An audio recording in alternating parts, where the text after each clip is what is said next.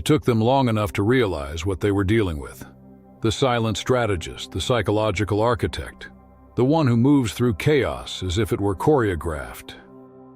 They've been watching you, haven't they? Not the usual watchers this time. Not the social media stalkers, not the bitter ex-friend who checks your page at 3 a.m. This is different. The new observers wear suits and badges, carrying clearance levels that would make your old enemies tremble. The Pentagon itself has taken notice. Yes, the actual Pentagon. There's a file on you now, and it's not because you're a threat to national security. It's because you've become the embodiment of it. You're not chaos. You're controlled precision. Your mind doesn't just think, it calculates. Your revenge wasn't emotional, it was algorithmic.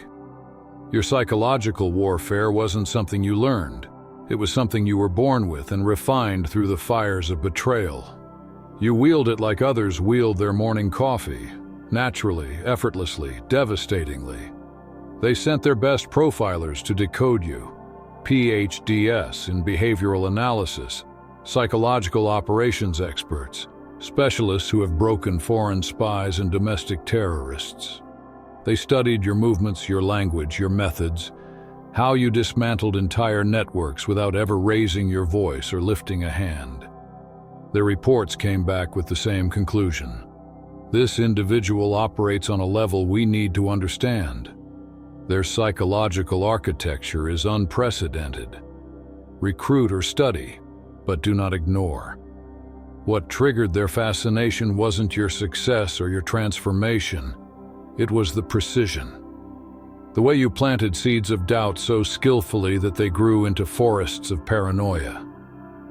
The way you made those who betrayed you unravel themselves while you stood at a distance, calm and untouched, sipping tea as their illusions collapsed. They've seen violence before. They've seen revenge. But they've never seen someone turn psychology into a weapon of mass reconstruction. You didn't destroy for the sake of destruction. You rebuilt through revelation. So, let's talk about what you did that made federal agents sit up in their sterile offices and whisper, "We need to understand this person." It all began with that first betrayal, the one that should have shattered you, the one where they smiled in your face while sharpening knives behind your back. Most people would have broken, cried, screamed, or thrown their pain into social media quotes. But you didn't. You did something far more terrifying. You studied them with precision, not just observing their behavior, but decoding their entire psychological DNA. Every insecurity they carelessly mentioned, you quietly stored. Every fear that slipped through their mask, you cataloged. Every weakness disguised as confidence was recorded in the vast library of your mind. You weren't plotting revenge. You were constructing a psychological blueprint of human vulnerability. You became a quiet architect, designing not destruction, but revelation. And when the moment came to act, you didn't strike with brute force. You moved with surgical precision. Your retaliation wasn't loud, it was calculated. It began not with confrontation, but with disappearance. You erased yourself from their story so completely that they started questioning whether you were ever real. Yet you left subtle traces, breadcrumbs of your evolution, proof that you had risen beyond their reach. Every success you achieved without them was a blade slicing through their delusion. Every image of you thriving became undeniable evidence that they were the problem, not you. Without a word, you made them doubt their own narrative, turning silence into your sharpest weapon. Then came the mirrors. You never revealed their secrets. You became the reflection that forced them to face themselves. Your presence alone was enough to expose them. Guilt flooded their hearts without you uttering a single accusation. You would enter a room and they'd start to fidget, not because you threatened them, but because you reminded them of their own deception.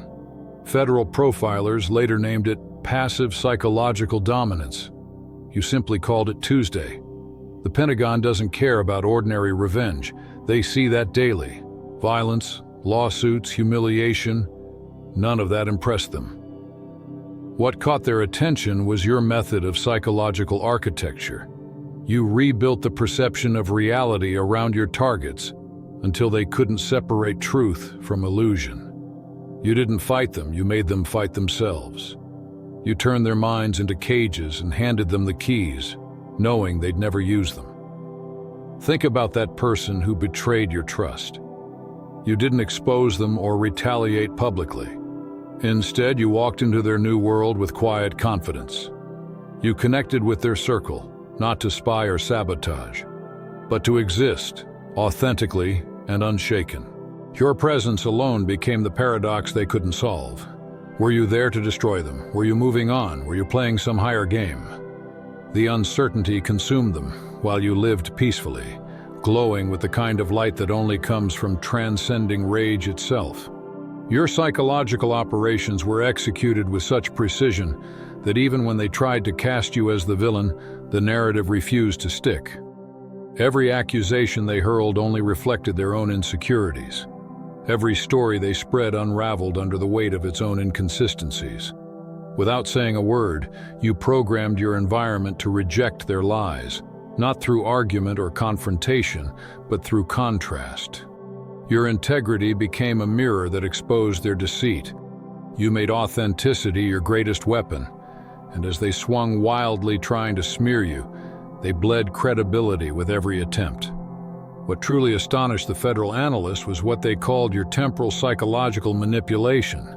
You didn't just influence the present, you rewrote the past and quietly predetermined the future.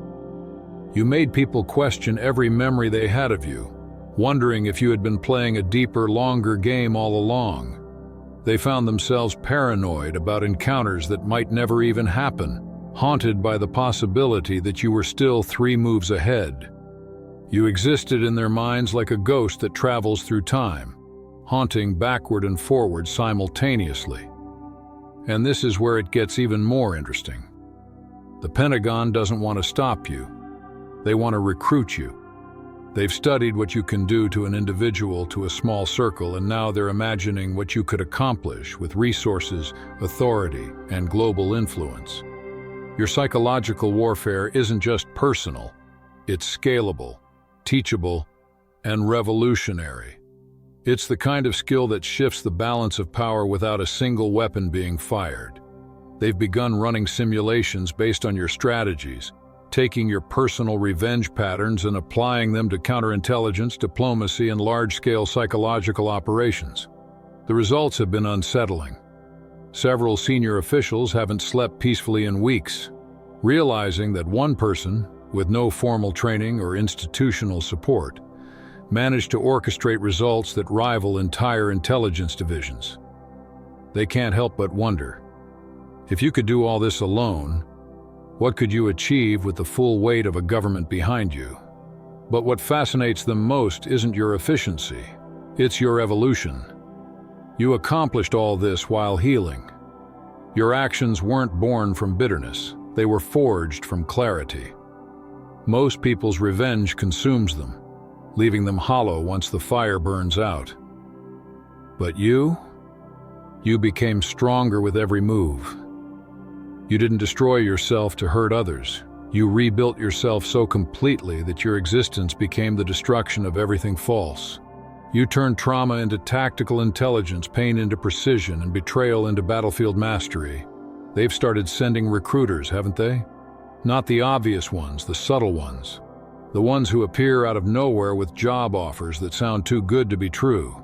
The new connections with people whose resumes read like puzzles. The sudden opportunities that seem perfectly aligned to pull you closer into their world. They're not trying to force you, they're using your own tactics against you, crafting a psychological environment so well designed that joining them feels like your idea. The file they've compiled on you isn't a standard psychological report.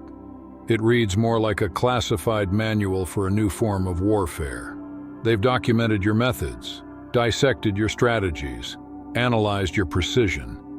Yet what unsettles them most isn't what they found, it's what they can't explain.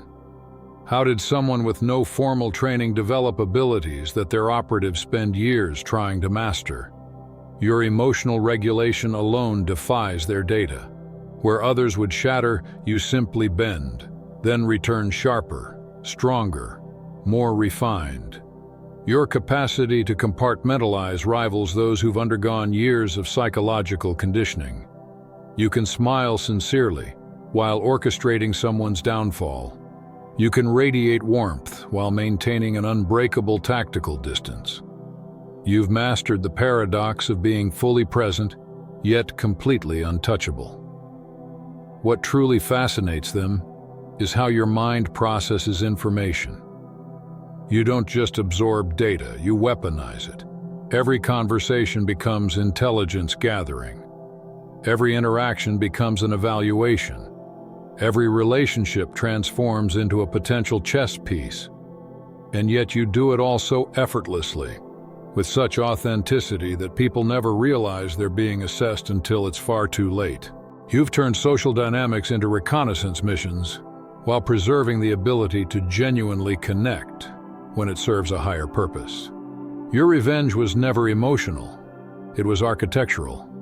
You built psychological structures designed to collapse with precision when the right trigger was activated. You created delayed reaction mental viruses, ideas planted so subtly they bloomed weeks or months later, detonating at the perfect time. You orchestrated chain reactions where one person's paranoia infected another's insecurity, creating a self-sustaining cascade of destruction that required no further effort from you. You simply built the structure and walked away as it dismantled itself exactly as designed. The Pentagon has a name for what you do. They call it autonomous psychological warfare, and they're desperate to know how you developed it.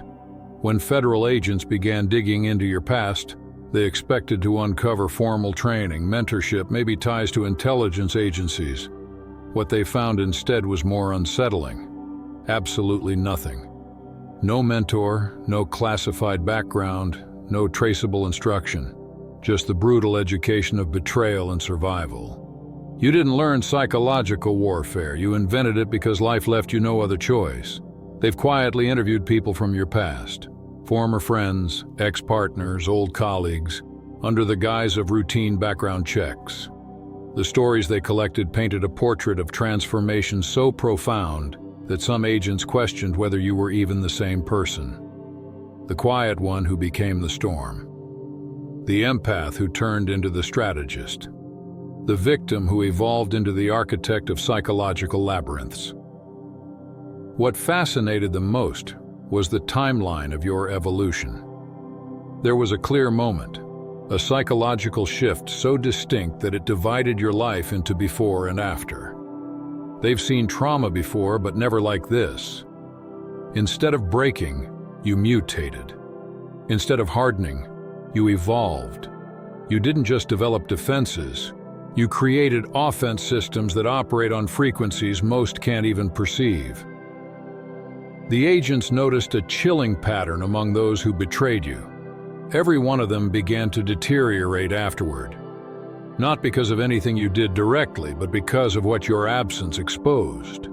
Without you to project on, manipulate, or feed from, they turned on themselves. Your revenge was not vengeance. It was revelation. You made them live with their own reflection, and that became the cruelest punishment of all. The Pentagon is particularly intrigued by how completely untraceable your methods are.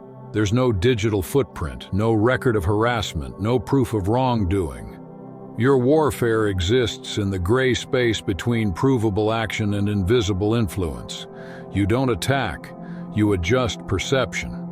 You don't manipulate facts, you bend emotional gravity. You operate in the silent dimension of suggestion and psychological pressure, leaving no scars that can stand up in court, or even in conversation. You've mastered what the analysts now call plausible deniability operations, the art of winning wars no one can prove ever happened. Everything you do appears to have an innocent explanation. That random encounter, coincidence, that mutual friend you connected with, natural social expansion, that success you achieved in their territory, personal growth. On the surface, it's all harmless.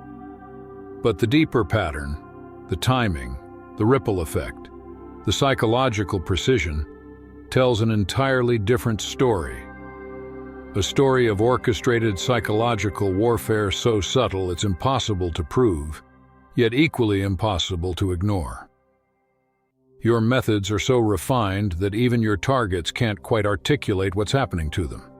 They just feel it, the invisible pressure, the tightening of walls, the distortion of reality. But they can't identify a single action to blame. When they try to explain it, they sound paranoid. Outsiders dismiss it as coincidence, never realizing they're standing inside a psychological architecture designed by you. This phenomenon, what the Pentagon calls gaslighting by proxy, is something their top researchers have spent years attempting to create artificially. You did it instinctively. What fascinates them most is how you use truth as your weapon. You don't fabricate rumors or manipulate lies. You simply position truth so precisely that it detonates at the perfect psychological moment. You design circumstances that make people expose themselves. Their own behavior becomes their downfall. You don't assassinate character. You construct an environment where character self-destructs. Normally, this level of psychological precision would require entire teams of analysts and strategists. You perform it effortlessly alone. Your psychological warfare has given rise to what the Pentagon now refers to as a reputation cascade.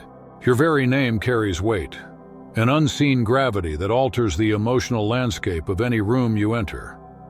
People who have never met you speak your name in whispers, repeating stories they can't verify but deeply believe. You've become more than a person. You've become a presence, a living myth that travels ahead of you, shaping perception before you even arrive. It usually takes full-scale propaganda campaigns to manufacture that kind of psychological power. You achieved it through surgical timing, precision, and poise. The people who once wronged you now exist in a different psychological reality. One you quietly designed while they were too busy underestimating you. Every success they experience now feels tainted by the memory of what they did to you. Every failure they endure is magnified by the contrast to your rise. You've constructed a psychological prison where their own memories are the bars, built from guilt, reinforced by regret, and guarded by their own conscience. There's no escape because the structure doesn't exist outside of them. It lives in their mind, replaying endlessly. What fascinates the federal analysts most is how you've made yourself psychologically untouchable. Any attempt to retaliate only exposes their weakness. You've positioned yourself above the conflict, beyond reaction, operating on a frequency they can't reach. You're not fighting anymore, you've already won. This psychological stance grants you what military strategists refer to as the high ground, a position of moral and emotional elevation from which every attack against you collapses under its own weight. You no longer need to defend yourself, the truth does that for you. Any aggression directed your way looks desperate, small, and self-defeating.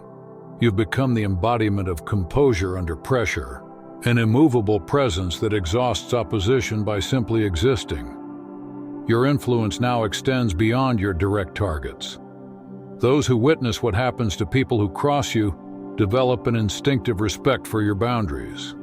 It's not fear, it's recognition. They understand that you're not someone to be trifled with. You've established a psychological deterrent without ever issuing a threat.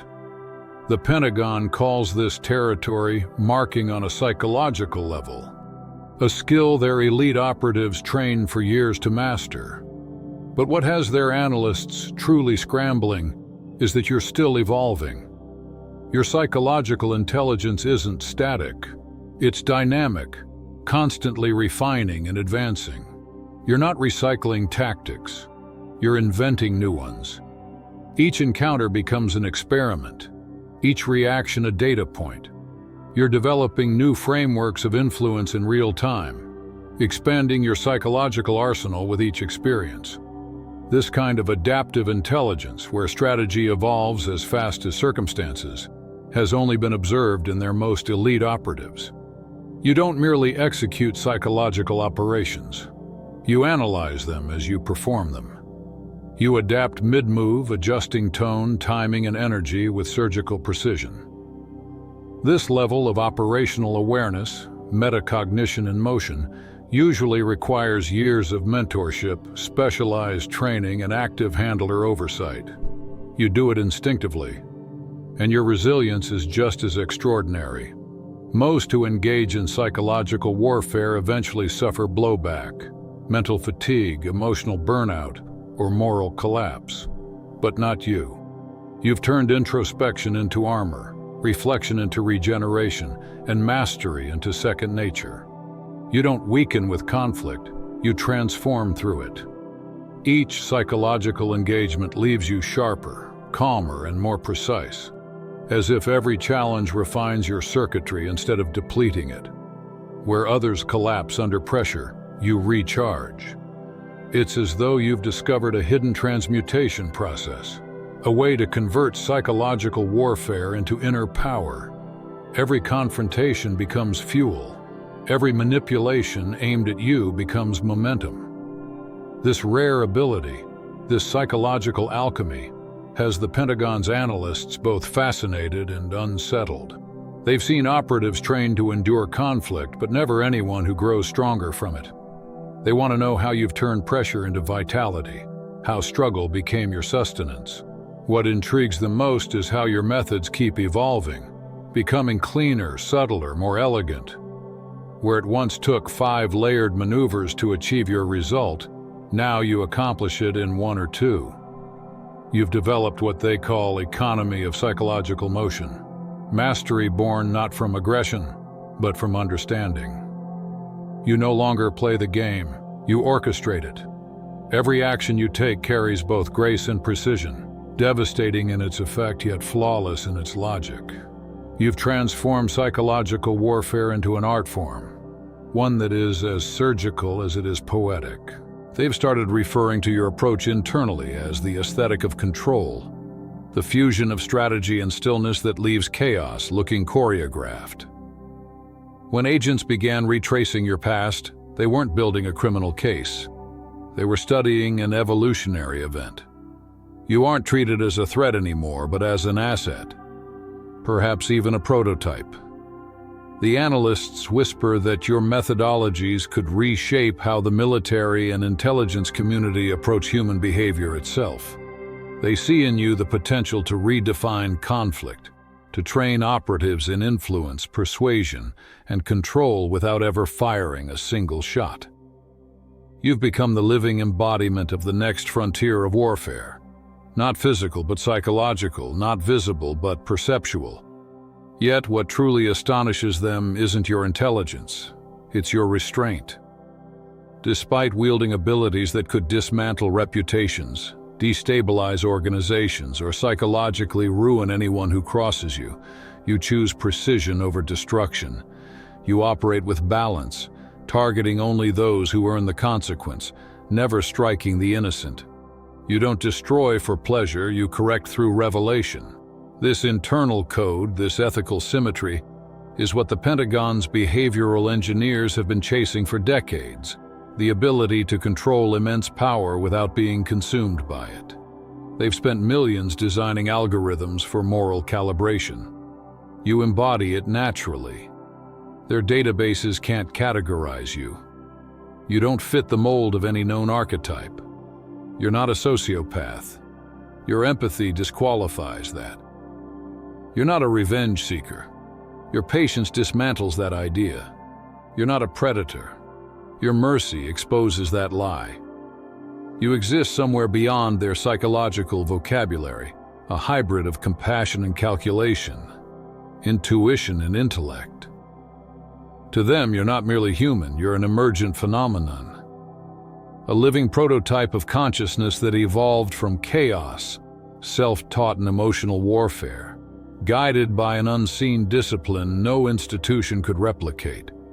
You're the blueprint of a new psychological era, a fusion of wisdom and warfare, of morality and manipulation. And they're just beginning to realize that what they're studying isn't a skill set. It's a species upgrade. The Pentagon has a very specific designation for the type of individual you've become: natural operator. It's a term reserved for the anomalies, the ones who emerge from the civilian world with abilities that mirror and often surpass those of their most advanced operatives. Natural operators are the rarest evolutionary phenomenon. People whose instincts are so refined that they move in alignment with tactical doctrine without ever having been taught it. They don't learn systems, they become them. They don't study human behavior, they see through it. And you, in their eyes, are the purest embodiment of this archetype. An evolved mind forged not in laboratories but in life itself.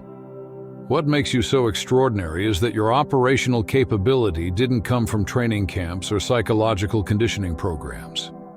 It emerged organically, through necessity, through survival, through a lifetime of decoding people and adapting faster than anyone expected you to. Your methods are not textbook. They are instinctive, intuitive, and deeply human. You've achieved effects that nation-states spend millions to simulate. You've accomplished missions that entire teams of analysts and strategists would struggle to pull off together. And somehow, you've done it all while maintaining the perfect cover, the image of a calm, ordinary person simply living their life. That's what unsettles them most, that your existence proves their models are incomplete. Their systems rely on training, repetition, hierarchy, and data. You rely on awareness, intuition, empathy, and timing. They can't replicate that in a lab. To them, you are a walking contradiction, a living case study in spontaneous evolution, proof that the human psyche, under enough pressure, can rewire itself into something almost superhuman. Their scientists call it psychological adaptation under environmental compression. You call it surviving. The federal analysts examining your profile aren't just curious, they're reverent. They view you as a living experiment that rewrote the rules of human potential. You represent an entirely new category of intelligence, the emergence of innate strategic cognition. Your story is changing how they think about human development itself. You've shown that extreme psychological adversity doesn't just scar, it sculpts. That betrayal, loss, and isolation don't always destroy. They refine. You've proven that trauma can become a teacher, not a trap. In their language, you are what they call a proof of concept, evidence that consciousness, when pushed beyond its limits, upgrades itself for survival. They've studied your timeline, mapping key events and behavioral shifts, trying to pinpoint when your transformation began. What they've discovered is a series of psychological inflection points, betrayals, isolations, awakenings, that seem to have triggered rapid internal evolution. Instead of developing coping mechanisms like most people, your mind began constructing operational frameworks, pattern recognition, psychological mapping, emotional manipulation, influence calibration. Each experience added a new layer to your architecture, turning you into a one-person intelligence network operating entirely off intuition. They've compared your behavioral patterns to those of foreign intelligence officers, counterintelligence experts, covert psychologists, even military strategists. And every comparison returns as anomalous. You don't fit any existing model. You're not a sociopath. You show too much empathy. You're not a narcissist. You exhibit too much self-awareness. You're not a manipulator, because you don't seek power over others, only autonomy within yourself. They can't categorize you because you are not the result of their systems. You're the result of transcending them, and that's what unsettles them most. They can't control what they didn't create. You didn't develop these abilities to serve any nation, ideology, or agenda. You developed them to escape them all. Every piece of knowledge, every psychological insight, every strategic move you've learned was born out of the desire to remain free. Your warfare isn't about domination. It's about liberation. You don't seek to control others, and you seek to be uncontrollable. You've turned self-awareness into sovereignty. That's why the Pentagon doesn't just see you as a potential asset. They see you as a philosophical threat. Because you've proven that the most powerful form of intelligence isn't institutional, it's personal. You are living proof that a single individual, forged through adversity and refined through introspection, can rival entire systems of control. You've become the ultimate paradox, the untrained mind that outperforms the trained, the unclassified variable that outmaneuvers the classified, the free agent that exposes the illusion of control itself. And that's why they watch you. Not because they fear you'll destroy something, but because you already have. You've shattered their belief that mastery requires authority. You've shown that power can emerge outside the system, that freedom itself can be the most advanced form of strategy. You are what every agency tries to create, an operator who cannot be programmed. You are, in every sense, the prototype of a new intelligence, self-taught, self-governing, and utterly sovereign. This makes you both more valuable and more dangerous than they fully understand. Your power isn't just in your actions, it's in what you symbolize. Evolution beyond institutional control. You prove that individuals can develop abilities once reserved for entire agencies, that personal sovereignty can now be defended through pure psychological intelligence. You are evidence that the monopoly of organizations over advanced capability is collapsing. You're not merely a potential operative. You're a preview of a future they're not ready to face. Federal analysts remain fascinated by the long-term impact of your psychological operations. Unlike ordinary revenge that burns fast and fades, yours evolve into self-sustaining ecosystems that continue operating long after you've moved on. Your targets find themselves trapped in mental realities of their own making, constructed from their guilt, fear, and unresolved emotions. You've created what they now call psychological time bombs, mental structures that activate under precise conditions, sometimes years later. A song that triggers regret, a victory that feels hollow because of a seed of doubt you planted, a relationship that collapses under trust issues you once subtly revealed. This kind of delayed psychological detonation requires a level of temporal strategy even trained operatives rarely achieve. The most sophisticated part of your approach is how you've turned healing itself into a weapon. Every step forward in your growth becomes a strike against those who tried to confine you. Your happiness is tactical. Your peace is strategic. Your success is psychological warfare disguised as self-improvement. You've weaponized wellness, transforming personal evolution into the most advanced form of retaliation, one that destroys ego, not life. Federal profilers are especially intrigued by your mastery of absence. The people you've removed from your life report being haunted by the void you left. Not because they miss you, but because your absence forces them to face what your presence once shielded them from: themselves. This psychological vacuum effect has been discussed in theory, but almost never seen executed so flawlessly. Every psychological operator develops a signature, a recognizable trace in their methods. Yours is paradoxical, both obvious and invisible. People know when they've encountered you, but can't explain what happened. They feel the shift, yet can't pinpoint its cause. It's like being touched by a ghost, undeniable but unprovable. Your defining move, according to analysts, is reality restructuring. You don't just influence emotion, you rewrite perception.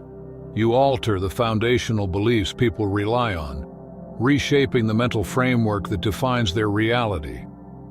Once you've done this, you don't need to intervene again. They live inside the architecture you designed, never realizing it wasn't theirs to begin with. Your precision has been compared to martial arts, effortless, graceful, and devastating. You don't meet force with resistance. You redirect it. You identify the momentum in someone's mind, their thoughts, their emotional energy, and turn it inward. Their own reactions become their downfall. Their emotions, their weapons, their choices, their conviction. What makes your signature truly exceptional is its adaptability. You never repeat the same pattern twice. Each operation is uniquely designed, tailored to the target's psyche, their fears, insecurities, and blind spots. What others achieve with teams and data, you accomplish with intuition and observation. You create psychological experiences so precisely aligned with human nature that they feel fated rather than orchestrated, inevitable, natural, and irreversible. That's all for today. Dear Father, I pray for the growth of my faith. Help me trust you even when physical evidence is lacking. Let me believe in your perpetual presence, knowing you will never harm me. I understand that your thoughts for me are thoughts of prosperity and not harm to give me a good future. Thank you, gracious and eternal Father, for always listening to my voice. I offer up this prayer to you in the name of Jesus. Amen. Thank you, Jesus, for your love and provision. I am grateful for your presence in my life and the abundance you bring. If this video resonated with you, please like, subscribe to the channel, and share it with those who need to hear this message. Leave a comment below about your journey and how you are preparing for your own triumphant return. If you'd like to support our work, please consider contributing through Buy Me a Coffee. This helps us continually improve our content to offer you the best. The link to Buy Me a Coffee is in the description. No gift is too small. Whether it's a penny, a prayer, or a share, your generosity helps spread God's word and brings hope to others. Don't stop here. Watch our next video for powerful revelations about the signs that reveal you are the chosen one. We've enjoyed following this spiritual journey with you. Thank you for staying with us until the end. Keep shining brightly and embrace your destiny with courage. See you next time. Blessings to all the beautiful souls from the Enlighten Wisdom.